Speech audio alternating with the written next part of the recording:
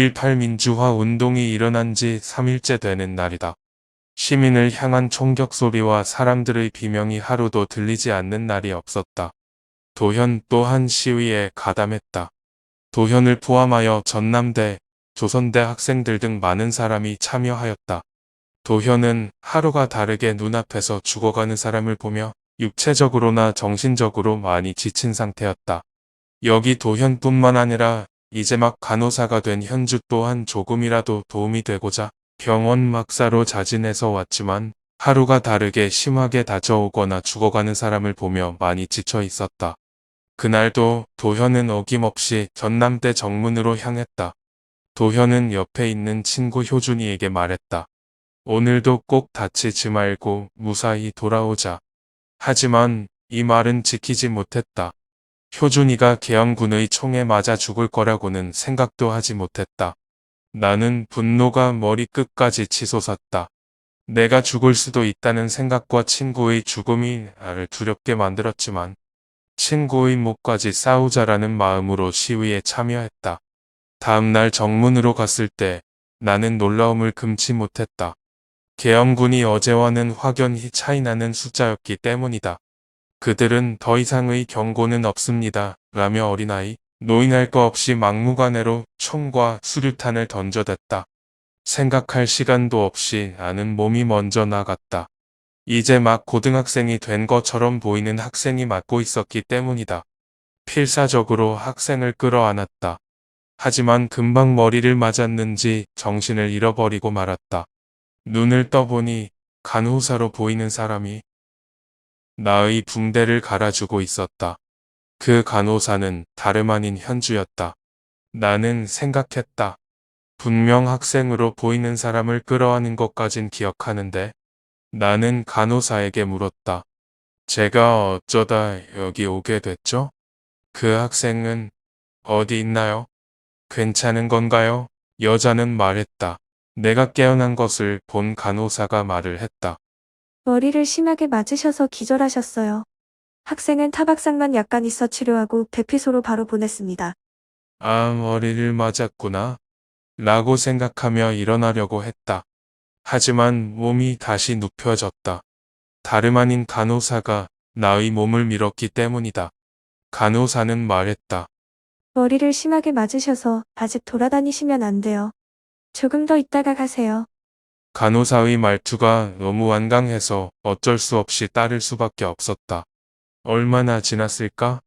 간호사가 들어와 나의 붕대를 갈아주고 있었다. 내가 깨어난 것을 본 간호사가 말을 했다. 혹시 시위에 참여하셨나요? 네. 도현은 두리번거리며 막사 안의 환자들을 살폈다. 여자는 나에게 따뜻한 음료를 건네며 말했다. 이거 마시고 힘내세요. 우리 조금만 더 힘내봐요. 감사합니다. 간호사님도 힘내세요. 둘은 서로 왠지 모를 동질감을 느끼게 되었다. 그 뒤로도 간호사는 자주와 도현의 말동무가 되어주거나 서로의 이야기를 하며 점차 가까운 사이로 발전하게 되었다. 도현과 현주는 서로 사랑을 하게 되었다. 도현은 이제 몸이 완전히 회복되어 다시 시위에 참여해야 했다. 도현과 현주는 작별 인사를 나누었다. 도현은 현주의 이마에 짧은 입맞춤을 하며 말했다. 우리 꼭 이 힘든 시기가 끝나면 정식으로 데이트도 하고 밥도 먹고 해요. 그때까지. 몸 조심해요. 현주는 눈물을 흘리며 작별 인사를 했다. 꼭 그래요. 도현 씨도 몸 조심해요. 라고 말했다. 도현은 떨어지지 않는 발걸음을 떼며 떠났다. 현주는 도현이 보이지 않을 때까지 계속 손을 흔들었다. 도현과 현주는 서로를 그리워하며 서로의 자리에서 묵묵히 자신의 일을 했다. 이 일이 일어나기 전까지 둘은 이 민주화 운동이 무사히 끝나고 둘은 이제 행복해질 일만 남았다고 생각했었다.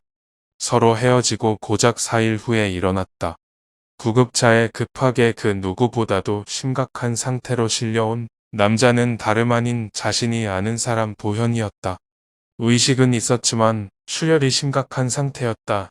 처음에 너무 놀라고 당황스러워 그 자리에 얼어붙어 있었는데 옆에서 구급대원이 말했다. 가장 앞에서 시위하다가 계엄군이 쏜 무지비한 총과 수류탄의 다리 한쪽은 이미 떨어져 나갔고 가슴에 총이 깊이 박혀 있는 상황입니다. 그 말을 듣고 현주는 황망하여 머릿속이 백지장처럼 하얘졌다. 하지만 그것도 얼마 가지 않아 다시 제정신으로 돌아왔다. 옆에 있던 간호사 선배가 계속 흔들었기 때문이다. 현주는 정신을 차리고 의사가 간 방향으로 뛰어갔다. 현주는 다급하게 의사를 불렀다. 선생님, 제발 이분 좀 봐주세요. 그 의사가 평소에 자신을 짝사랑하는 것을 알고 있었기에 그를 이용하자는 이기적인 생각을 했다. 현주는 그래서 그 의사가 자신의 말을 들어줄 거라 확신했었다. 하지만 그 확신은 저버렸다. 그 의사가 말했다. 다른 환자를 봐야 합니다. 그 남자분은 이미 살리지 못할 상태일 듯 하네요. 사실 그 의사는 그 둘이 이미 서로 사랑하는 상태라는 것을 눈치챈 상태였다. 황망한 현주는 다급하게 다른 의사를 찾으러 갔다. 그 많은 환자들 사이에서 도현의 비명만이 현주에게 들릴 뿐이었다. 손이 사시나무 흔들리듯 떨고 심장이 너무 떨려 죽을 지경이었다. 다른 의사들은 이미 그의 상태를 보고 고개를 저으며 이미 늦었다고 말하며 그에게서 손을 뗐다. 현주는 마지막으로 그의 얼굴을 만지며 잠시 짧은 시간이었지만 행복했어요. 사랑해요, 도현 씨. 분명 4일 전만 해도 무사히 돌아오겠다고 약속한 그가 이렇게 돌아올 줄은 상상도 하지 못했다. 끝까지 부정을 했지만 이내 도현이 떠났다는 현실을 직시하였다.